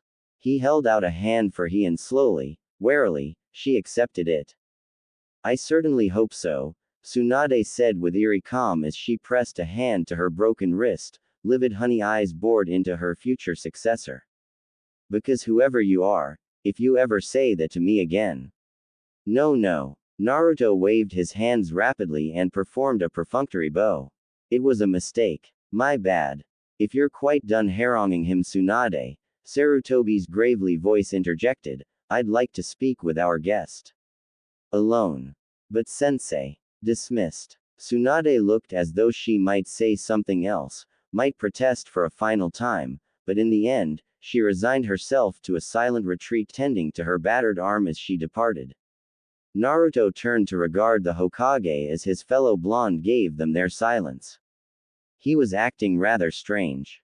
Funny, he didn't remember the old man being quite this stern back in the day. The thought brought a frown to his lips. Had he made yet another mistake already? You are Sarutobi Hiruzen, right? You would be correct. The Sandaime replied, steepling his fingers together. The problem remains, however, that I do not know who you are. Let us begin with what we do know, then. His aging face seemed to tense as Naruto looked on, his old eyes turning harsh and stern. First, you retrieved Uzumaki Kushina from enemy forces at great peril to yourself and returned her to this village, safe and sound. For this, you have my most sincere gratitude. Second, for some reason or another you're impersonating a Konoha shinobi, because I've never seen you before in my life. Third, judging by your appearance, and that little stunt you just pulled back there with my student, you are undoubtedly an Uchiha, which also strikes me as strange, because, for lack of a better term, you don't seem to have that proverbial stick up your. Have I missed anything? Nope. Naruto had to forcibly sink teeth into his lower lip to keep himself laughing at the last. I think you've just about covered everything and anything. Not quite. Sarutobi fixed him with a steely gaze. There is still the matter of who you are and what you want. Now, because you've chosen to be courteous to me, I shall extend the same courtesy to you. I will ask you one final time. Who are you? Naruto dithered a moment longer, wondering just how much he ought to reveal. He'd already altered events by saving his mother, who was to say what would happen if he revealed he was from the future. Slowly the Junin opened his eyes, letting the gathered teardrops run down the side of his face towards his ears. Just what the hell was he going to do? Even if they did believe his story, there was no way in hell they'd accept his change in appearance. At the least, they'd throw him in a mental hospital. At worst, they'd condemn him to death.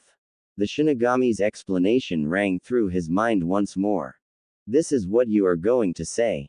He felt his eyes begin to burn again. He knew what answer he had to give. Do you know the name Uchiha Madara? There was a silence. When the third next spoke, there was an audible edge to his words. Surely you're not claiming to be PSH. Naruto snorted and waved the Sandame's concerns aside. There could be no taking his words back now, the only way out was forward.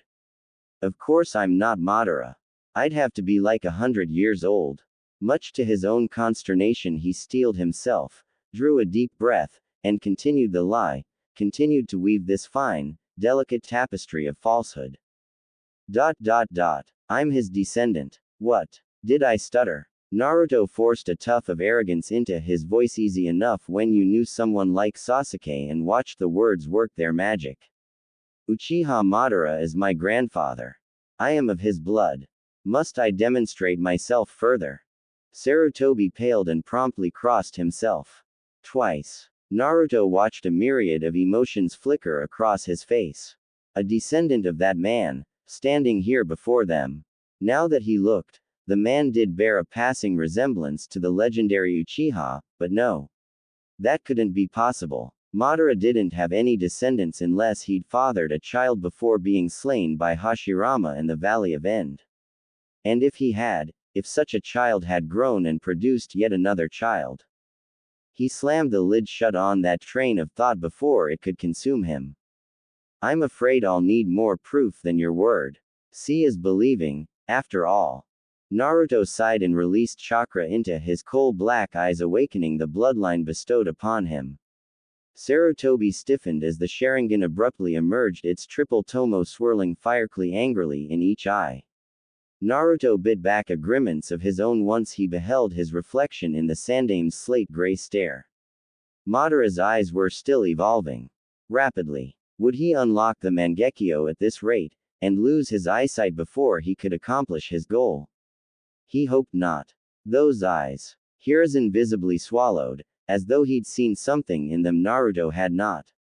I see. Gathering himself up with an effort, he forced himself back to the table once more. Why have you come here then, after all this time? Surely you could have left Kushina at the gate. I mean, at Naruto's thunderous expression he was quick to amend himself, you must have had a life outside these walls. My father recently passed on. Another lie. But before he did, he told me that all Uchiha were welcome here, and as I find myself growing lonely, I decided to stay. Is that a problem? Not at all. Sarutobi seemed to welcome this change of topic with open arms. If you wish to come into the Hidden Leaf, that can be arranged. But on to other matters. Where did you get the headband? He asked. This. Naruto pretended to consider the Hishiate for a moment. It was passed down to me. A trophy of sorts. I'll have to have someone validate that. A small smile etched across his visage, like a crack scrawling across stone. But if you're telling the truth, I'd be more than willing to welcome you into our village. He rose out of his chair and pulled up a seat. You may wish to make yourself comfortable then, stranger. You may be here quite a while. My name is Naruto. At last he thought to himself, some truth. Naruto, then, Sarutobi confirmed. I'll have someone come by to collect you shortly. As you wish. Naruto replied slowly, choosing his words with the utmost of care. Send a Yamanaka to pick my brain. I have nothing to hide. Hours later. Some hours later, Naruto chewed on his bottom lip as he wandered through the streets of Konoha. It had been a long time since he had been able to walk through the village like this, especially since it had first been destroyed back when he was 16. They had done a very good job rebuilding it, but it just hadn't been the same. Especially once it was destroyed the second time. Another thing that had slightly unnerved him at first was seeing so many Uchiha. He hadn't gotten around to figuring out how he would prevent the massacre yet, but it would still be years before that would happen, at the very least. On the other hand, that made it of utmost importance that he try to convince the Hokage to get the Uchiha to merge with the village more than they currently were, lest they risked alienating themselves even further in the future. And then there was the matter of Tobi and Uchiha Madara, not to mention, ouch. Naruto touched a hand to his head and fought to keep from cringing. His head was still throbbing, a side effect of having his memories so thoroughly inspected. As the Shinigami had said, that which was seen were not the memories of Uzumaki Naruto, but Uchiha Naruto. Who would have thought the god of death could do such a thing? Not him. It still riled him to be seen as an Uchiha, when at least on the inside he remained an Uzumaki. By Kami, this was going to take some getting used to.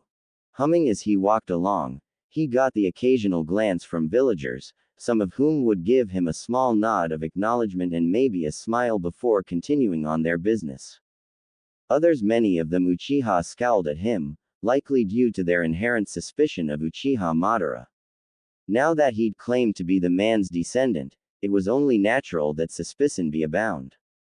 Yet another big difference: previously he was either completely ignored or treated like a celebrity, especially after Pain's attack. This right now was a happy, if not nice, medium. I guess I could get used to this. He rubbed at an itch on his arm, not used to having them sheathed in long sleeves like they currently were. The Hokage had gotten him a small apartment to use in a few sets of standard Jonin clothing, along with a few sleeveless vests and the standard Jonin jacket. The outfit was similar to that which most Anbu wore, but he currently didn't have a mask or armed guards. That lofty station was well beyond his reach at present. After all, he'd only just been allowed into the village after the Hokage revealed him to half the damn populace, and he was fairly certain his goals didn't include joining the infamous Black Ops anytime soon. As for now, he'd be more than happy with a warm meal of ramen. The scent of it caught his nose, causing his head to snap back around. He spun about, seeking its source. There, standing in all its early glory, Ichiraku ramen. One miso ramen, please. It was all he could do to keep the grin from his face as he rushed inside and took a seat. All his strength was focused on preventing his knees from knocking together as he awaited his long-favored treat. The chef took his order and ducked back behind the curtain, leaving the Uzumaki-turned-Uchiha to wait impatiently for his food. Seconds passed. Then minutes. Finally, just as he was about to check on him, a voice prickled at his ear. Well, hello there, handsome. Naruto opened his eyes and turned in the direction where the voice had come from, only to come face to face with possibly the most gorgeous girl he'd ever seen. He found himself peering into the coal-black eyes of another Uchiha. A lithe beauty with long, lustrous black hair and a body that, despite being clad in Konohagakure fatigues, would have made even Tsunade Ba-chan green with envy.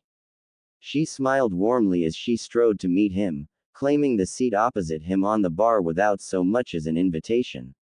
There was a cool, aloof air about her, as though she existed solely to strike fear into the heart of others. He could appreciate it in a woman, but there was something about this one that instantly put him on guard. Dangerous. Have we met? Naruto failed to bite back that inquiry before it could leave his lips. While he didn't know her, from her gaze, it was obvious the woman knew him. No, we haven't, the kunoichi replied. But I'm sure Kushina's told you all about me. Quote? I'm Makoto. She continued, pausing, peering at him. I honestly have no idea who you are. Naruto shook his head. Pity. She rolled her shoulders. Father won't like that, but thanks for being polite, for whatever it's worth. That aside, I understand I have you to thank for saving my best friend earlier. Naruto almost barked out a laugh before he realized the repercussions of his actions. Instead of Minato saving his mother this time around, he'd been the one to do it. His actions weren't helping his case any. He had to calm down and think things through rationally from here on out. The slightest action could have untold repercussions in the future. As a matter of fact, Makoto. A male voice exclaimed, cutting him off. There you are. The smile shattered on Makoto's face like so much glass. Before Naruto could protest, she looped an arm in his and drew dangerously close to him, bosom pressing into his arm. While he himself was no stranger to intimacy, he still felt a flush rise in his cheeks as she did this to him. He was, after all, only human. And those pressing against him. Play along. She hissed in his ear, mere moments before a stern-looking man appeared via Shuzan. Once again, Naruto felt that faint sense of déjà vu. He'd seen this man somewhere before. But where? What is the meaning of this, Makoto? The man demanded. What are you doing? What does it look like I'm doing, Fugaku? She smiled, scooting closer to Naruto. I thought I'd introduce myself to our long-lost clansman. Naruto nearly dropped his chopsticks. He knew that name. In his youth before the massacre, he'd gotten into enough trouble to learn it well, having often found himself before the man's desk to be brought to the clan's so-called justice for his pranks. Just as he knew this man would someday be the father of Sasuke and Itachi. His left hand twitched with the sudden desire to kill this man. After what Sasuke had done, he'd be doing a world of good by ending his father's life. This fool, Fugaku scoffed, scowling at Naruto. He's no kin of ours, regardless of what Lord Hokage says. Anyone with dark hair and black eyes can waltz in here and claim to be one of us. But what proof does he have, I wonder? For all we know, he could be an enemy spy. Snick. He blinked in surprise as a thin red line opened across his cheek, spilling crimson down his collar. Naruto retracted his hand back onto the counter, having been the one to throw the kinif with deadly accuracy. His eyes narrowed upon Fugaku. His Sharingan must have activated somehow, because the man visibly flinched when he met his gaze. Care to run that by me again? He hissed. You don't frighten me, outsider. The Uchiha snapped back. And no class like you is nothing. No class? Is that so? Naruto quipped, detaching himself from Makoto, swiveling to face the man. Then why does it look like you're about to piss your pants? He had the succinct satisfaction of hearing Makoto's laughter. Why did that sound bring such perverse pleasure to him anyway? And his grin only grew as he beheld his adversary's reaction. Fugaku's face flared 5 different shades of red. Why you dare? Oh, I dare. The former blonde was rising from his stool now, ramen completely forgotten in the wake of his anger. What are you going to do about it, little man? Ah, the sweet irony of it all. As an adult, Naruto was a good head and shoulders taller than Fugaku, towering over him like a giant. To think he'd once feared this man in his youth. There was nothing he could do to hurt him now. He was invincible. Untouchable. And if this belligerent fool thought he stood a chance in hell, he'd probably try and. Training Ground 7. The words were little more than a snarl. This evening, with Makoto-sama as my witness, I will prove just how worthless you are before the clan, worm. I'm shaking in my sandals. Naruto growled, knowing the man had just made a fatal mistake. With to another word, Fugaku rounded on his heel and vanished in a shushin. Kami, I am so sick of him. Makoto groaned the moment he was out of earshot. All he does is prattle on and preen like a complete idiot. The clan this, the clan that. He's not even the heir and he goes on about it more than I do, for God's sake. Sighing, she pressed her head to the counter, as though she could somehow bury her woes there. He is an, isn't he? Naruto muttered into his drink. Just like Sasuke, he added to himself. Makoto shook her head at that, raven tresses swaying from side to side. That's not it. I'm the representative of the whole clan. If the clan is in a bad position, I must protect it. I'm an only child and my father isn't getting any younger. So the job of looking after the clan must be left to me. My father is the supervisor of that job, so that's probably why he pays so much attention to me. But with conversations between us alone. Today, when Otu-san spoke with me, he spoke of you, and what you did for Kushina. You were bold, reckless. Not a thing like Fugaku, not even in the slightest, and because of that, I think he's a bit jealous of you, frankly. Me. Makoto nodded. A long-lost descendant of Uchiha Madara, who wouldn't be jealous of you? She nudged him playfully with her shoulder. So, are you going to accept his challenge?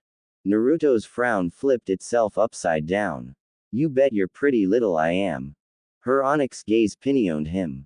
You know, it's a good thing you're cute. His grin was positively beatific. I try. That evening. Are you prepared, fool? Hi, I'm quite ready to kick your. Fugaku's expression turned murderous. You worm. Naruto stifled a yawn as his so-called rival spewed yet another vitriolic retort.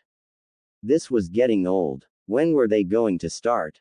The sun was just beginning to settle in for the vening, casting their grounds in 7 shades of flame.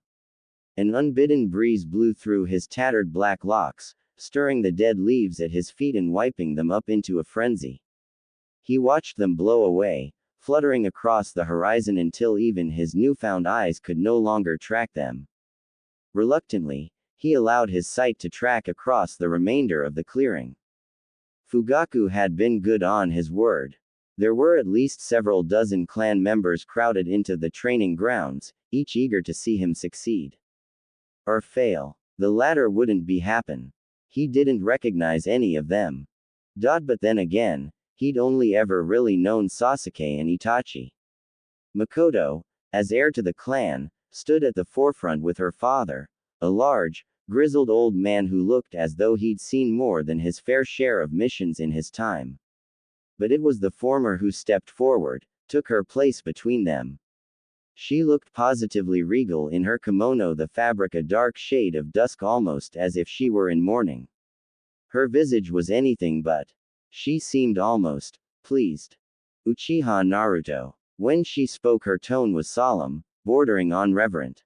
Fugaku has challenged your claim as Uchiha. Do you accept this challenge? Naruto grinned. Hell yes. He was going to enjoy this. A slight smile lifted her lips. Very well. Nodding, she turned to face the latter. Uchiha Fugaku. Do you swear by the clan to fight with all your. Hi. He cut her off mid-sentence, already inhaling. Makoto scowled and took a sharp step backwards, returning to her father's side. Then, begin. Kaden. Fugaku snarled, expelling a great stream of flame. Gukaku no Jutsu. Naruto scoffed and made to move. Instead he balked as the stream of fire gushed toward him. Why couldn't he move? Why? Unbidden the memory was there, hand signs and all.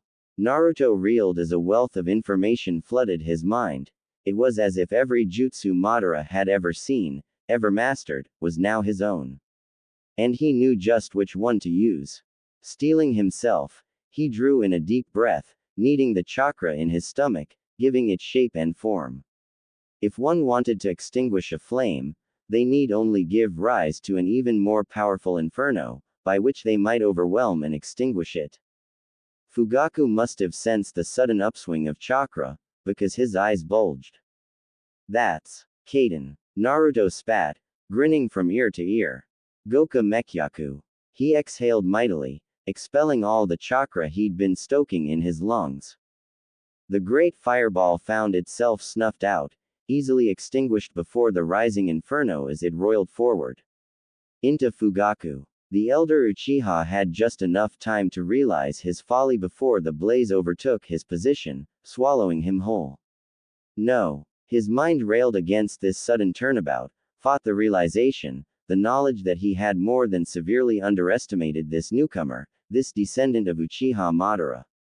Pain. Fugaku's last sight was of the torrent of flame rushing towards him, his last smell that of charred flesh, his own flesh. Then the black of unconsciousness took him. Well, can't say I didn't see this coming. These were Naruto's next words, accidentally spoken aloud as the clan carted away the charred corpse that had once belonged to the great, now very late Uchiha Fugaku. And even if he was somehow wrong, if by some miracle the pile of smoking flesh wasn't a corpse, the man would likely never be a shinobi again.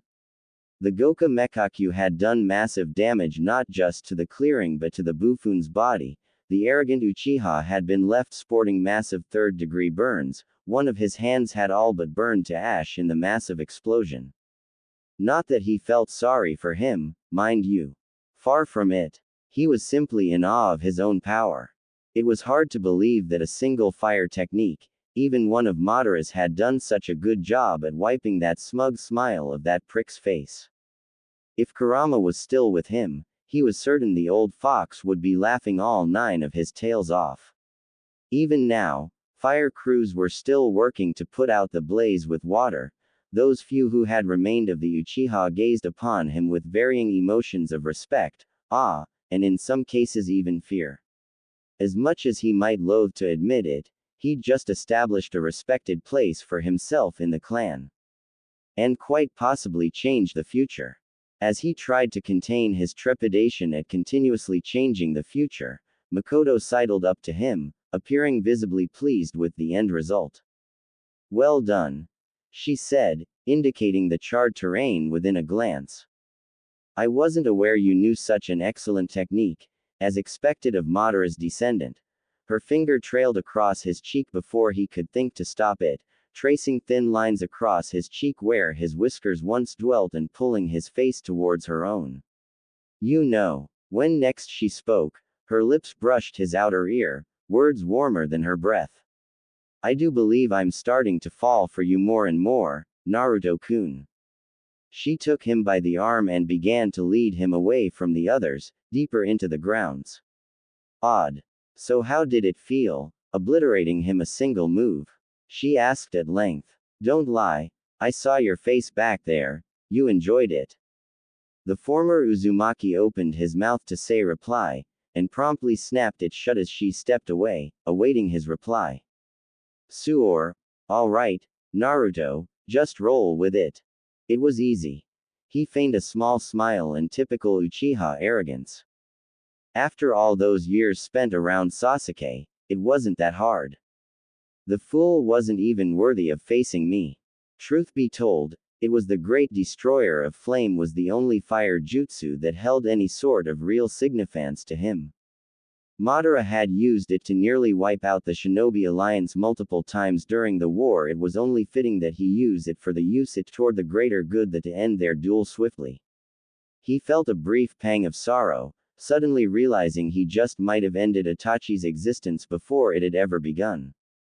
But that was what this was about now, wasn't it? He was here to change this. Some of those changes might not be pleasant. And some of them might. The voice didn't belong to Kurama. He realized it was his own subconscious, a whisper of desire as he glanced at the woman beside him, refusing to be denied. There was certainly something alluring about Uchiha Makoto. She was bold, beautiful, and if her lips on his ear and her words were any suggestion, she was obviously attracted to him. He was no stranger to the female form, but what to do? Decisions. The old man had informed him that he wouldn't be able to accept missions for at least a week while he was instated as a citizen of Konoha, and it wasn't as though he'd be able to change anything just by sitting on his hands until such a time, so. "Which reminds me, Naruto-kun. I have a favor to ask. You want to fight me?" Naruto his head aside as Makoto finished her explanation, restraining a pained grimace as his raven locks threatened to blot out his vision once again. Kami alive, but he wasn't used to have this much hair. He'd have to cut it soon, perhaps into his old hairstyle. Maintaining it in its present form was absolutely out the question. Eerie resemblance to Uchiha Madara aside, he didn't necessarily enjoy being reminded of those old memories. The images of the madman cutting his friends and family down were still too fresh to endure. Makoto nodded, mistaking his silence for affirmation. "Just a simple spar. No ninjutsu, or genjutsu. Only our Sharingan. Perhaps some kunai. I wish to see how your skill compares to mine." Once more, the time-traveling shinobi had to pause to consider the ramifications of his actions. Something about the way she'd said spar set off alarm bells in his head. Surely she couldn't be serious. After seeing what he'd done to Fugaku, she wanted to face him herself. You'll have to forgive me lack of enthusiasm. Granted. She replied, raising her arms and settling into a stance. You don't strike me as the type to hurt someone without cause, I like that. So, why don't we sweeten the deal? That caught Naruto flat-footed. Once again, and for the first time since meeting with Hiruzen here in the past, he was truly at a loss for words. I beg your pardon. Makoto's smile sent shivers down his spine. Say, if I win, you'll spend the remainder of the day with me, you'll spend the night in my quarters and do whatever I ask until sunrise. Oi, oi, oi. And if I win? The heiress's grin seemed to falter for an instant, as though she hadn't considered the possibility of her defeat. Then I'll be yours to do with as you please for the evening. Just like that, Naruto's deadpan was barely concealed. He didn't believe her for an instant, but something inside him stirred at the challenge. If I didn't know better, I'd say you're trying to get me in bed. Figure that out on your own, did you? Look, we barely even know each other. What's to know? Makoto countered, folding both arms before her not insubstantial bosom. I find you attractive. Don't you feel the same? It has nothing to do with whether you're related to Madara or not, I could care less about that. However, what I do care about is your strength. You proved your power against Fugaku back there. You're obviously more than a match for most of our clan. I dare say you'd even best my father, and he's the clan head. As his heir, I wish to see your true capabilities firsthand for myself. You do understand that, I trust. Yes, Naruto chose his words carefully, but I still fail to see why you want me so badly. In the face of his silence, she smiled. It seems forward, I know, but I have always known what I've wanted in life, ever since I was a little girl. Someone strong. A man who doesn't piss or preen over tradition. Someone willing to stand up for himself and what he believes in. She turned aside then, her eyes downcast. Until you came along, I was beginning to lose hope. I'd never thought I would find someone like that. Unfortunately for you, and here she did raise her gaze, eyes bright and determined. You've come into my life at the worst possible time and done exactly what I had hoped to do, turn my entire clan on his head. I expect you to take responsibility for what you've done. And then, just as swiftly as her Sharingan had shown itself, so did it fade, those charcoal orbs unexpectedly softening. Do you not find me attractive? She asked, tucking an arm around her waist whilst she spoke. As a fellow Uchiha, oh dear God, she's adorable. Naruto felt a trickle of blood trickle down his nose and promptly slapped himself. Just who the hell was he staring at here? Itachi's mom, Itachi's mom, Itachi's mom. I have to calm down before I go and do something stupid. And yet, his mind was screaming at him, telling him that this was the woman responsible for giving birth to Itachi and Sasuke.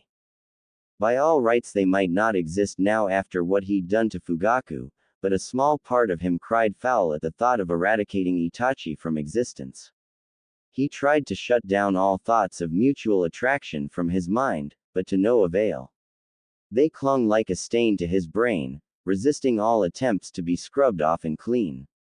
And as such, he wasn't quite ruining the next words that emerged from his mouth. Well, you're certainly not unattractive. Gay. These Uchiha really spoke their minds, didn't they? She wasn't anything like Itachi or Sasuke. Nothing at all. He didn't remember either of them being like, well, this. He was swiftly losing himself. Naruto was, and their spar had yet to even begin. Well, when you put it that way.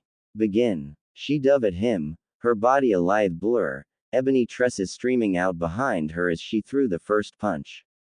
His new eyes saw it coming a mile away. What they didn't see was her hand emerging from the pouch at her back. The blow had been a feint. Naruto's head snapped to the right, his mouth snapping shut with a harsh click as something screamed towards his face at breakneckle speed. He felt something catch between his teeth, and only then did he realize he'd caught a kunai between his teeth.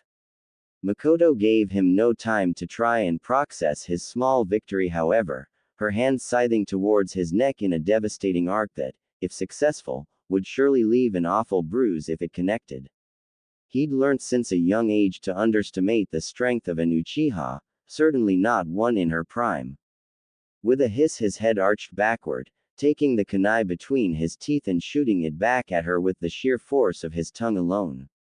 A thin slice opened upon the older Uchiha's cheek, earning him the briefest of surprised snarls. His hand snared her wrist in a vicious vice, biting down with enough force to shatter bone. This same technique had broken Tsunade's wrist hours before. Makoto didn't even flinch. Naruto saw it then, the chakra circling in her veins, strengthening her body, granting her resilience, momentarily surpassing his own strength. Not bad, she conceded. But, he challenged. But I can do better. Makoto scissored her legs beneath him, depriving both of their balance. The Uzumaki-turned Uchiha had a heartbeat to realize just how much he was beginning to enjoy their little spar, before that old instinct of his kicked in, sending his new body whirling into action. Sharingan eyes flared, he saw her heel come sweeping towards him an instant before Makoto began the motion. In the blink of an eye, he launched himself upright, planting his knee into her stomach. He braced himself then, readying for the counterattack. That never came. Makoto crumpled like a sack of potatoes, her body flopping like a wet noodle to the ground. Oh crap. He'd underestimated his strength. Just what kind of awful power dwelt in this new body of his, to fell someone with a single blow? Stooping to a knee, he began to check for a pulse, silently fearing the worst. He hadn't killed her, had he? A harsh cough from Makoto swiftly disabused him of such a notion. She was still breathing, though stunned by the blow to her stomach all the same. Sorry, Naruto murmured. Guess I don't know my own strength. Impressive. She gasped up at him. Your strength exceeds everything I thought it would be. Truly. As promised. Nope. What? I said no. Naruto felt he might be making the biggest blunder of his life, but still, he shook his head. Don't force yourself for the sake of your clan. I detest that. More than anything, he hated it when people were lying to themselves. He wanted no part of this if the heiress didn't truly want him. And for a moment, he thought he'd been right. Makoto stared up at him for a long moment, her dark eyes disbelieving, her expression torn somewhere between anger and amused ire, as though she found this whole speech of his incredibly funny. A joke, even. Then she straightened, albeit with some effort, refusing all attempts at acceptance. Whoever said I was forcing anything, fool? Her hands closed around his visage and drew him forward, their faces now centimeters apart. I wasn't lying when I said I wanted you. Huh. Makoto looked like she was going to say something else, but she didn't. Instead she smiled, leaned up, and kissed him. Naruto shivered, a small tremor of desire arcing up his spine. But desire wasn't enough to hold him to Makoto, no matter much lust he might feel in that regard. It took a great deal of effort to break away, but he did just that, gasping slightly. We can't do this, he argued as she tugged him out of the sunlight and into the trees, but the words were without rancor. Oh, I think we can. She reached up, trailing her finger through his hair, stroking his scalp through the sea of ebony tresses. In fact, we're going to. Right here, right now. There was just something about the way she said those words that stripped away his self-control. Gazing down at her, her eyes half-lidded, her fingers exploring every inch of him, told Naruto all he needed to know. He'd been wrong. Makoto wasn't being forced into anything, she was doing this. There was absolutely nothing flitting across his frame. No, you don't understand.